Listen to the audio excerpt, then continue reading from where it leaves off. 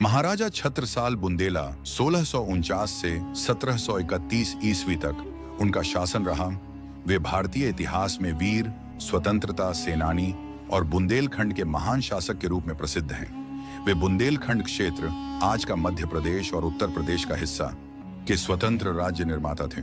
उनका जीवन और संघर्ष मुगल साम्राज्य के खिलाफ स्वतंत्रता की लड़ाई का प्रतीक है। छत्रसाल का जन्म 4 मई 1649 को जिला टीकमगढ़ में के खतरपुर गांव में हुआ।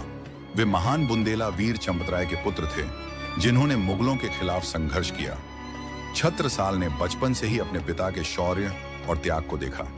उनके पिता की मृत्यु के बाद परिवार को बहुत कष्ट उठाना पड़ा।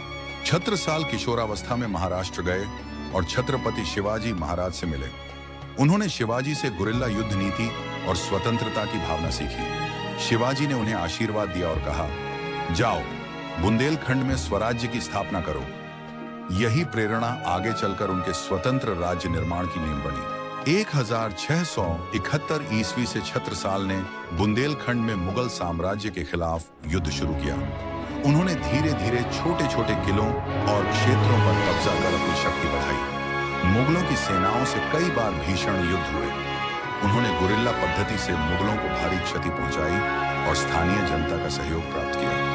लगातार संघर्ष के बाद छत्रसाल ने एक स्वतंत्र राज्य की स्थापना की, जिसे बुंदेलखंड साम्राज्य कहा गया। उनके राज्य में आज का टीकमगढ़, पन्ना, छतरपुर, दमोह, बांदा, महोबा, झांसी, ओराछा, कलांजी और जबलपुर तक का क्षेत्र शामिल था। राजधानी उन्होंने पन्ना को बनाया। 1720 के दशक में मुगलों ने एक बार फिर बुंदेलखंड पर आक्रमण किया। छत्रसाल ने मराठा पेशवा बाजीराव प्रथम से सहायता मांगी। बाजीराव ने सेना भेजकर मुगलों को पराजित किया और छत्रसाल को बचाया। कृतज्ञता स्वरूप छत्रसाल ने अपने राज्य का एक बड़ा हिस्सा बाजीराव को दे दिया और बेटी मस्तानी का विवाह भी उनसे कराया।